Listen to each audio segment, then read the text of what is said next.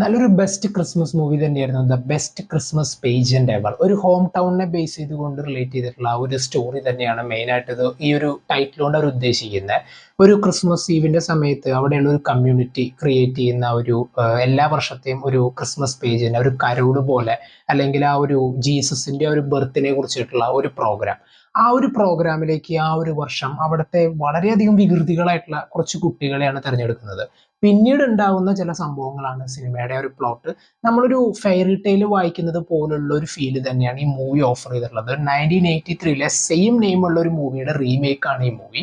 എൻ്റെ ഈ പടത്തിന്റെ ഏറ്റവും വലിയൊരു പ്രത്യേകത, ഏതൊരു ഫെസ്റ്റിവലും അതിപ്പോൾ ഒരു ക്രിസ്മസ് ആയാലും ഓണം ആയാലും അല്ലെങ്കിൽ ഏതൊരു ഫെസ്റ്റിവൽ ആയാലും ശരി, അതിന്റെ മെയിൻ ആയിട്ടുള്ള ആ ഒരു മെസ്സേജ് എന്ന് പറഞ്ഞാൽ എല്ലാവരുടെയും ഒരു ടുഗദർനെസ് ആണ്.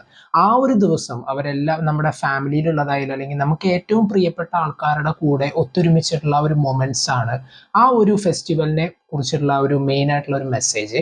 ആൻഡ് അത് ഈ ഒരു സിനിമയിലൂടെ അവർക്ക് നല്ല രീതിയിൽ തന്നെ കൺവേ ചെയ്യാൻ പറ്റിയിട്ടുണ്ട്. പ്രത്യേകിച്ച് സിനിമയുടെ അവസാനത്തെ കുറച്ച് മൊമെന്റ്സ് ഒക്കെ വളരെയധികം ഹാർട്ട് ടച്ചിങ് ആയിട്ടുള്ള കുറെ മൊമെന്റ്സുകൾ ഈ സിനിമയിൽ അവർ ഓഫർ ചെയ്തിട്ടുണ്ട്. ശരിക്കും പറഞ്ഞാൽ ആ ഒരു കുട്ടികളെ വെച്ചുകൊണ്ട് അങ്ങനെയുള്ള ഒരു പ്രോഗ്രാം ചെയ്യുന്ന സമയത്ത് ഉണ്ടാവുന്ന ചില രസകരമായിട്ടുള്ള ചില സംഭവങ്ങളുണ്ട്.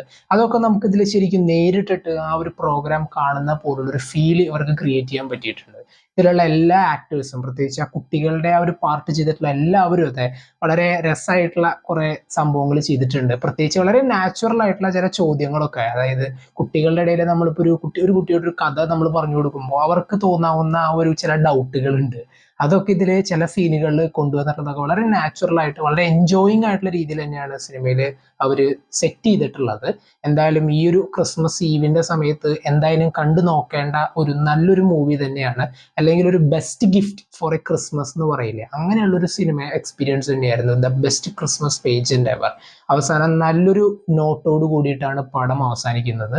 എൻ്റെ ഈ പടത്തിലെ ഒരുപാട് സീനുകളിലൊക്കെ, അല്ലെങ്കിൽ ഒരു സീൻ പോലും അനാവശ്യമായിട്ടുള്ളത് ഉണ്ടെന്ന് എനിക്ക് തോന്നില്ല. കാരണം വെച്ചാൽ അത്രയും വളരെ സ്മൂത്ത് ആയിട്ടാണ് സിനിമയുടെ ഒരു പോക്ക്. കാരണം ആ ഒരു ടൗൺ ബേസ് ചെയ്തിട്ടുള്ള ഒരുപാട് ഫാമിലീസ് ആൻഡ് അവരുടെ ഇടയിൽ ഉണ്ടാവുന്ന ചില സംഭവങ്ങൾ, ഗോസിപ്പായാലും അല്ലെങ്കിൽ അങ്ങോട്ടും ഇങ്ങോട്ടുമുള്ള ചില വർത്തമാനങ്ങളായാലും ഒക്കെ, പക്ഷെ ആ ഒരു സെലിബ്രേഷന്റെ സമയത്ത് അവരുടെ ആ ഒരു ഒത്തൊരുമയും പിന്നീട് അവരത് ആ ഒരു ക്രിസ്മസിന്റെ ഇമ്പോർട്ടൻസ് അവർ എത്രത്തോളം നോക്കി കാണുന്നു എന്നുള്ളതൊക്കെ നമ്മുടെ മുമ്പിലേക്ക് നല്ല പക്കയായിട്ട് തന്നെ ഡെലിവർ ചെയ്തിട്ടുണ്ട്. കാണാത്തവരുണ്ടെങ്കിൽ മസ്റ്റ് ആയിട്ട് കാണാം. പടം ഇപ്പോൾ ഡിജിറ്റലി റിലീസ് ആയിട്ടുണ്ട്. ആൻഡ് ഈ പടം കണ്ടവർ നിങ്ങളുടെ അഭിപ്രായം കമന്റ് ബോക്സിൽ നോട്ട് ചെയ്യുക. കാണാത്തവരുണ്ടെങ്കിൽ മസ്റ്റ് ആയിട്ട് കാണാം. And once again happy Christmas to everyone. നല്ലൊരു ക്രിസ്മസ് ആവട്ടെ എല്ലാവരുടെയും കൂടി, ഫാമിലിയുടെയും കൂടി ഫ്രണ്ട്സിന്റെ കൂടെയൊക്കെ നല്ല പോലെ തന്നെ എൻജോയ് ചെയ്യുക.